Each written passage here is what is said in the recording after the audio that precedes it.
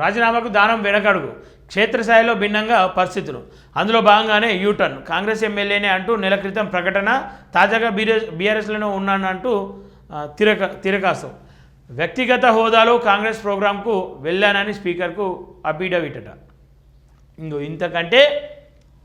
ఇంతకంటే మోసకారి పనులు, మోసం చేసే పరిస్థితి ఇంకోటి లేదు.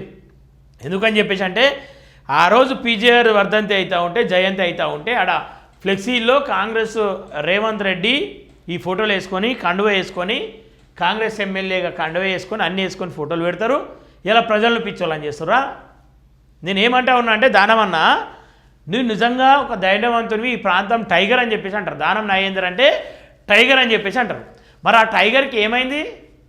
ఆ టైగర్కు భయం పుట్టిందా? నువ్వు ఎందుకని చెప్పేసి బహిరంగంగా నేను కాంగ్రెస్లోనూ ఉన్నా అని చెప్పేసి చెప్పలేకపోతా ఉన్నావు? ఎందుకంత భయపడతా ఉన్నావు? ఒకవేళ రేపు నిజంగానే కాంగ్రెస్లో ఉన్నా అని చెప్పి బై ఎలక్షన్లు వస్తే నిజంగానే కాంగ్రెస్ నాకు టికెట్ ఇస్తుంది అయ్యేదా? ఒకవేళ టికెట్ ఇవ్వకపోతే ఆ విజయరెడ్డికి ఇస్తే నా పరిస్థితి ఏందని చెప్పేసి ఏమన్నా భయపడతా ఉన్నావా? క్లారిటీ చెప్పాలి నువ్వన్నా. ఎందుకంటే ఒక నిజానికి నిన్ను గెలిపించిన ప్రజలకు నిజం చెప్పాల్సిన బాధ్యత నీ మీద ఉంది కదా. సరే, నువ్వు ఏ పార్టీలో నుండు ప్రజలకు వేయాల్సింది అభివృద్ధి చేస్తే సరిపోతుంది. నువ్వు కాంగ్రెస్లు ఉంటావా, బీఆర్ఎస్లు ఉంటావా, బీజేపీలు ఉంటావా, సిపిఐలు ఉంటావా, సిపిఎంలు ఉంటావా, బీఎస్పీలు ఉంటావా, లేదంటే ఇండిపెండెంట్గా ఉంటావా, ప్రజలకు సంబంధం లేదు. నువ్వు కేవలం ఆ ప్రాంతాన్ని అభివృద్ధి అయ్యి ఆ ప్రజల బాగోగులు చూడు చాలు. గ్రౌండ్ రియాలిటీ ఏంది అని చెప్పేసి తెలుసుకున్న తర్వాత నువ్వు ఓడిపోతున్నావు అని చెప్పేసి వాస్తవం. అది ఖచ్చితంగా ఓడిపోయే అవకాశం కనిపిస్తూ ఉంది. ఎందుకు ఓడిపోయే పరిస్థితి కనిపిస్తూ ఉంది? అభివృద్ధి చేయలేవు నువ్వు. సరే, ప్రజలకు ఎంతో కొంత మంచి చేసినావు, కానీ పూర్తి స్థాయిలో గ్రౌండ్లో నువ్వు లేవు.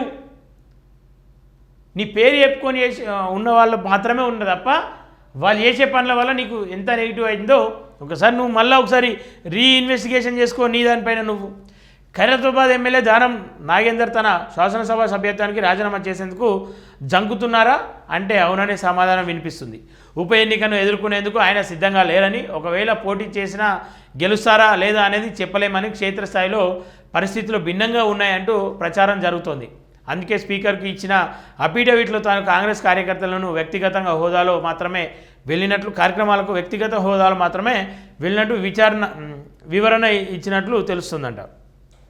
ఎంతమంది ప్రజలను పిచ్చోళ్ళని చేస్తారు. గత ఎన్నికల్లో బీఆర్ఎస్ గుర్తు మీద గెలిచి ఫిరాయింపులకు పాల్పడిన ఎమ్మెల్యేపై దాఖలైన అనర్హత వేటు పిటిషన్ విషయంలో విచారణ త్వరగా పూర్తి చేయాలని సుప్రీంకోర్టు ఆదేశాలున్నాయి. దీంతో ఇప్పటి వరకు 8 మంది ఎమ్మెల్యేలపై నమోదైన అనర్హత పిటిషన్ను స్పీకర్ కొట్టేశారు. తాజాగా దానంకు స్పీకర్ నోటీసులు ఇవ్వడంతో నాగేందర్ స్పందిస్తూ తాను బీఆర్ఎస్లోనే ఉన్నానని కొత్త తిరకాసు పెట్టడంతో ఆసక్తికర చర్చ నెలకొంది. క్షేత్రస్థాయిలో ప్రతికూల పరిస్థితులు. నెల రోజుల క్రితం 24 డిసెంబర్ 2025 తన నియోజకవర్గంలో ప్రకటించుకున్న సమయంలో దానం నాగేందర్ తాను కాంగ్రెస్ ఎమ్మెల్యేనని, కాంగ్రెస్లోనే కొనసాగుతానని ప్రకటించారు. కానీ ఇప్పుడు నేను బీఆర్ఎస్ పార్టీకి రాజీనామా చేయలేదని, నన్ను ఆ పార్టీ సస్పెండ్ చేయలేదని, కాంగ్రెస్ కార్యకర్తలకు కార్యక్రమాలకు వ్యక్తిగత హోదాలో హాజరయ్యానని, తానే కొత్త వాదనను తెరమీదికి తేవడం వెనుక కారణం ఏముంటాయి అనే వినిపిస్తుందంట. నేనేమంటా ఉన్నా అంటే, ప్రజలను ఎందుకు ఇట్లా మభ్య పెడతా ఉన్నారు? వాటరేవా తప్పు చేస్తే తప్పు చేసిన వాళ్ళు తప్ప భయపడాల్సిన అవసరం లేదు. మరి మీరు ఏం తప్పు చేసిరని గతంలో కాంగ్రెస్లో ఉన్న బై ఎలక్షన్లు వచ్చే ఛాన్స్ లేదు, రానివ్వను, బరాబర్ ఎదుర్కొంటా, బరాబర్ నిలబడతా, బరాబర్ ఈ ప్రాంతంలో గెలుస్తా, మళ్ళీ నా జెండా ఎగురుతా అని చెప్పేసి బల్లాగుద్ది చెప్పినటువంటి దానం నాగేందర్ గారు భయం పుట్టిందా ఇప్పుడు? మేము మిమ్మల్ని తప్పు పట్టాల్సిన అవసరం కూడా లేదు. కానీ ఇక్కడ ఏంటంటే ప్రజలను పిచ్చోళ్ళని చేస్తూ ఉన్నారు. నువ్వు కాంగ్రెస్లోనే ఉంటావు, కాంగ్రెస్ కాదని చెప్తావు. ఆ స్పీకర్ గారు వచ్చి ఏమంటారు, వాళ్ళు ఇచ్చిన అఫిడవిట్ ప్రకారం వాళ్ళు కాంగ్రెస్లో లేరు, వాళ్ళు అదే పార్టీలో కొనసాగుతున్నారు అని చెప్పేసి ఆయన ఇస్తాడు. ఎవరిని పిచ్చోళ్ళని చేస్తారు మీరు అంతా? ఎందుకు ఈ డ్రామాలన్నీ? అరే, ఒక పార్టీలో ఉన్నప్పుడు ఆ పార్టీలో ఉన్నామని చెప్పేసి చెప్పుకోవడానికి భయపడతా ఉన్నారంటే అట్లాంటి నాయకులు మీకెందుకు? కాంగ్రెస్ నాయకులకు పదే పోతామని భయమా? బై ఎలక్షన్లు వస్తే ఓడిపోతామని భయమా? లక్షలు పెట్టి గెలిచినాం మళ్ళా ఓడిపెట్టాలని భయమా? ఏం భయం మీకు అసలు?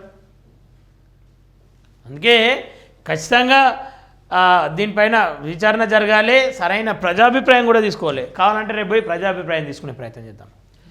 చర్చ జరుగుతున్నది. ప్రస్తుత పరిస్థితిలో రాజీనామా నిర్ణయం సరైనది కాదని వ్యక్తిగతంగా ఆ నియోజకవర్గాల్లో నెగిటివ్ పరిస్థితులు ఉన్నట్లు సన్నిహితులు హెచ్చరించడంతో ఆయన మనసు మార్చుకున్నట్లు తెలుస్తుంది. ఒకవేళ బై ఎలక్షన్లు వస్తే దానంకు టికెట్ ఇవ్వడం వల్ల ప్రయోజనం లేదని, ఆయన స్థానంలో మరో వ్యక్తిని బరిలోకి దింపాలని ప్రతినిధులు సైతం కాంగ్రెస్ అధిష్టానం వద్దకు వెళ్ళినట్లు తెలిసింది.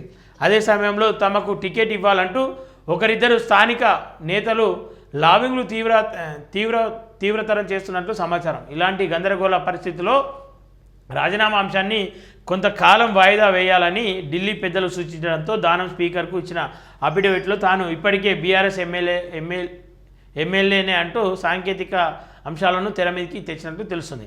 గతంలో రాజీనామాకు రెడీ అంటూ ప్రచారం. బీఆర్ఎస్ ఎమ్మెల్యేల అనర్హత పిటిషన్పై స్పీకర్ విచారణ మొదలుపెట్టినప్పటి నుంచి దానం తన ఎమ్మెల్యే సభ్యత్వానికి రాజీనామా చేస్తానని ప్రచారం జరిగింది. ఎందుకంటే మిగతా ఎమ్మెల్యేలు కేవలం పార్టీలో చేరి కండువలు కప్పుకున్నారు. కానీ దానం ఏకంగా లోక్సభ ఎన్నికల్లో కాంగ్రెస్ అభ్యర్థిగా సికింద్రాబాద్ నుంచి పోటీ చేసి ఓడిపోయారు. దీంతో స్పీకర్ ఆయనపై వేటు వేయడం ఖాయమని, అందుకే ఆయన రాజీనామా చేస్తానని ప్రచారం జరిగింది. ఒకవేళ కాంగ్రెస్ అభ్యర్థి కాకపోతే ఎందుకని చెప్పేసి ఆ టికెట్ ఇచ్చారు, మరి దానికన్నా సమాధానం చెప్పాలి. ప్రజలను మభ్యపెట్టుడు, ఇక నమ్ముతారు కదా నన్ను అని చెప్పేసి అనుకుంటే ఏదో ఒక రోజు ఖచ్చితంగా సరైన బుద్ధి చెప్తారు ప్రజలు.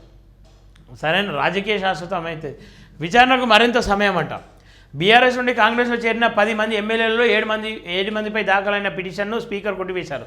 దానం నాగేంద్ర, కడియ శ్రీహరి, డాక్టర్ సంజయ్పై నమోదైన అభియోగాలపై ఇంకా విచారణ సాగుతోంది. విచారణ పూర్తి చేయడంలో స్పీకర్ కాలయాపన చేస్తున్నట్లు బీఆర్ఎస్ వేసిన పిటిషన్పై ఈ నెల 16న సుప్రీంకోర్టులో విచారణ జరిగింది.